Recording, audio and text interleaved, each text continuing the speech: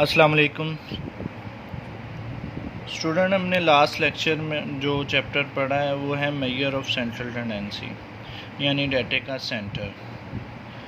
अब देखें, हमने उसमें पढ़ा है लास्ट चैप्टर में मीन,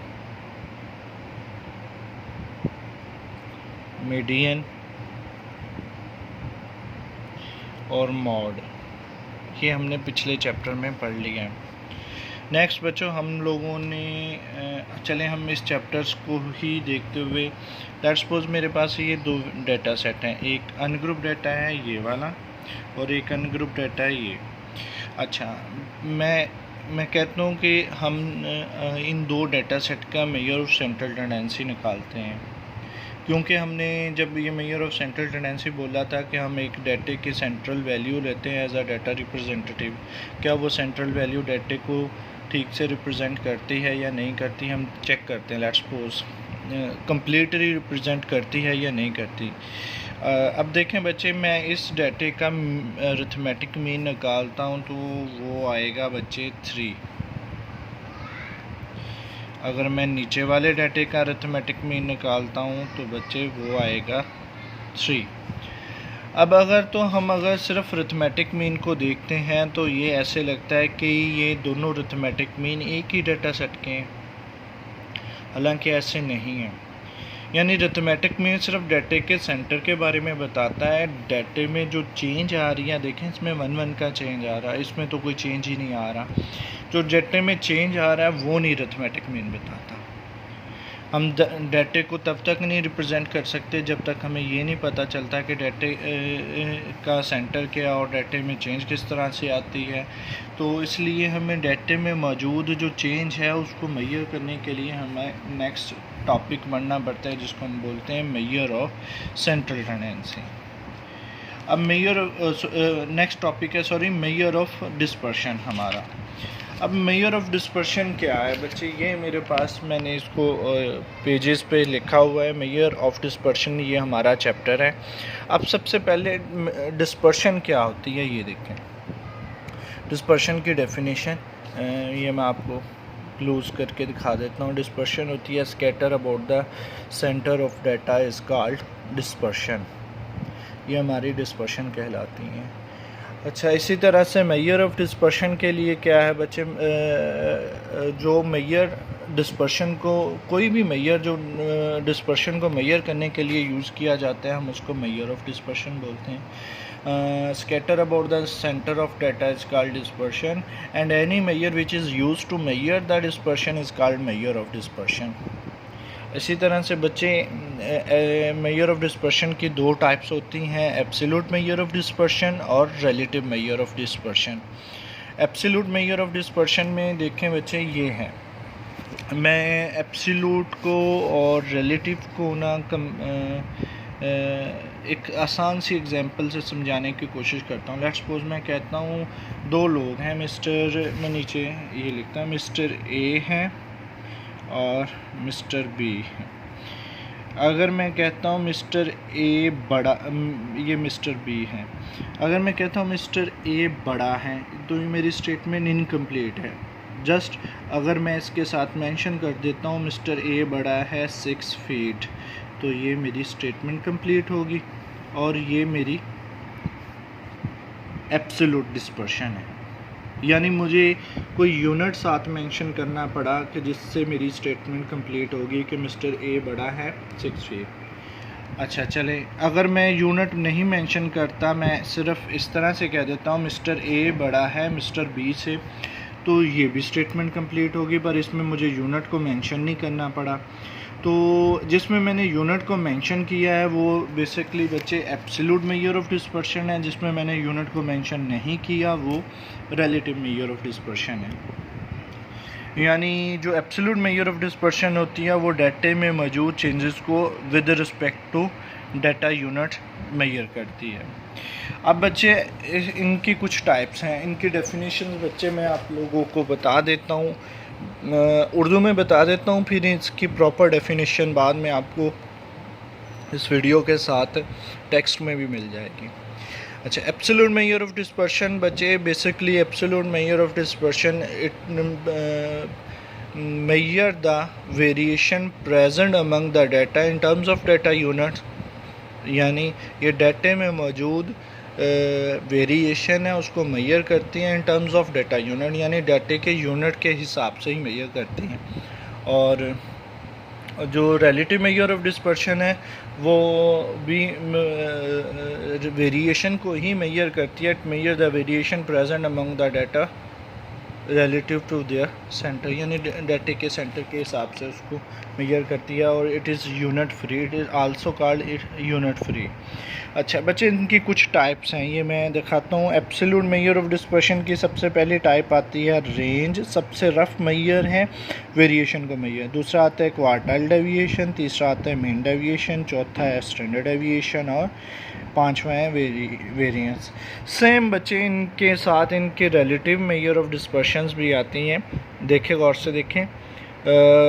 कोफिशिएंट ऑफ वेरिएशन, पहला आता है कोफिशिएंट ऑफ रेंज। ये वेरिएशन नहीं है, रेंज है। रेंज के अगेंस्ट उसका coefficient of range relative major है। क्वार्टाइल डेविएशन के अगेंस्ट कोफिशिएंट ऑफ क्यूडी का मतलब होता है बच्चे क्वार्टाइल डेविएशन। इसी तरह से मीन डेविएशन के अगेंस्ट कोफिशिएंट ऑफ एमडी का मतलब होता है मीन डेविएशन। और लास्ट पे कोफिशिएंट ऑफ वेरिएशन। बच्चे बेसिकली अगर according to the course outline के पॉइंट ऑफ व्यू से रेंज और स्टैंडर्ड डेविएशन और वेरिएंस ये, और कोफिशिएंट ऑफ वेरिएशन यानी ये जो लास्ट वाला इम्पोर्टेंट मेजर है, तो ये मैं आपको डिटेल से बताऊंगा। तो बच्चे ये मेजर ऑफ डिस्पर्शन के बारे में था कि मेजर ऑफ डिस्पर्शन, देखें कोई भी चैप्टर स्टार्ट करने से पहले मैं उसको पीछे से लिंक किया कि हमने मीन मीडियन मॉड पढ़ा। मीन मीडियन मॉड सिर्फ डाटे के सेंटर के बारे में बताते हैं, जबकि हमें बच्चे डाटे के एंटायर वेरिएशन को जानना हो तो उसके लिए हमें ये मेजर ऑफ डिस्पर्शन पढ़ना पड़ता है। जब मेजर ऑफ डिस्पर्शन हम बच्चे पढ़ते हैं तो मेजर ऑफ डिस्पर्शन की फर्दर दो टाइप्स हैं, एब्सोल्यूट मेजर ऑफ डिस्पर्शन है और रिलेटिव मेजर ऑफ डिस्पर्शन है। जो बच्चे एब्सोल्यूट मेजर ऑफ डिस्पर्शन है उसके अंदर बच्चे इसकी 5 टाइप्स हैं, range, quartile deviation, mean deviation, standard deviation और वेरिएंस। इसी तरह से बच्चे रिलेटिव मेजर ऑफ डिस्पर्शन में कोफिशिएंट ऑफ रेंज है, कोफिशिएंट और क्वार्टाइल डेविएशन है, coefficient of mean deviation and coefficient of variation है। ये सारे स्टूडेंट इसकी टाइप्स हैं। हम 1 बाय 1 रेंज से स्टार्ट करेंगे और इसको फर्दर स्टडी करेंगे। डेफिनेशंस मैंने इसके अंदर बोल भी दी हैं और साथ साथ मैं इनकी पिक्चर्स भी आपके साथ शेयर कर दूंगा। अब आते हैं बच्चे सबसे पहले रेंज के ऊपर। ये मेरे पास एक पेज पे मैं लिख देता हूँ रेंज।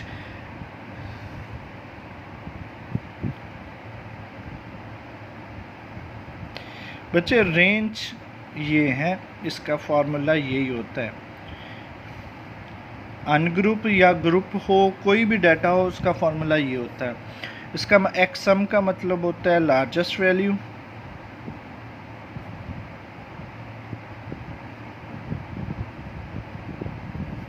और ये होती है स्मॉलेस्ट वैल्यू।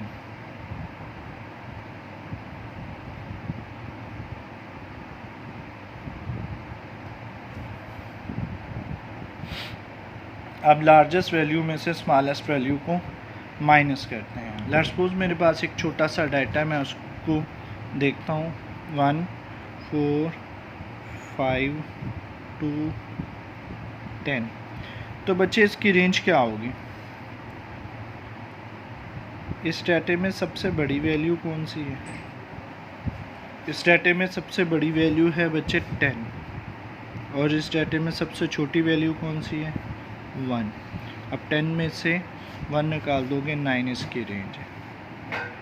सेम अगर इसका कोफिशिएंट निकालना हो, कोफिशिएंट ऑफ रेंज, उसका फार्मूला होता है बच्चे ये,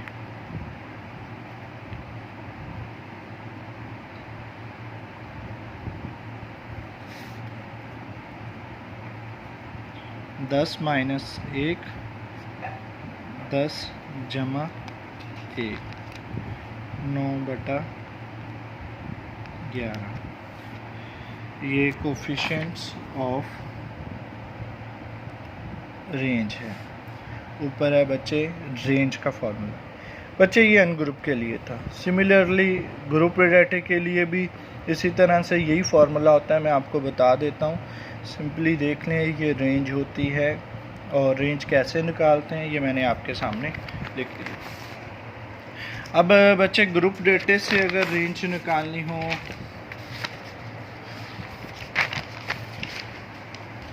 तो उसके लिए मैं एक पेज ले लेता हूँ, उस पेज पे आपको बता देता हूँ। बच्चे ये मेरे पास कुछ डाटा है, 2 4 4 से 6 है, 6 से 8 है, 8 से 10 है और 10 से 12 है।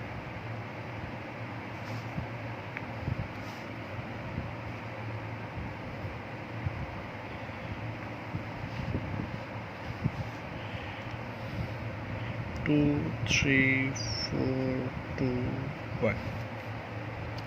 बच्चे ये एक ग्रुप डाटा है। इस ग्रुप डाटे से रेंज निकालनी हो तो बच्चे ना हमने ये फ्रीक्वेंसी को देखना है, सिर्फ क्लास में देखना है। और ये अगर क्लास बाउंड्री है तो सबसे बड़ी क्लास बाउंड्री में से सबसे छोटी क्लास बाउंड्री माइनस कर देंगे। ये मैं आपके सामने लिख देता हूँ।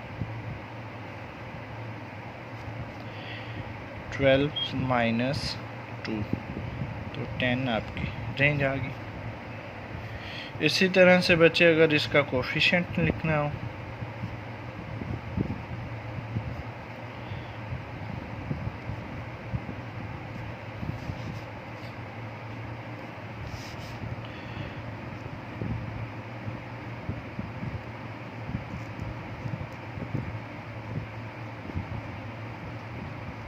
बारह माइनस 2 12 जमा 2 10/14 इसकी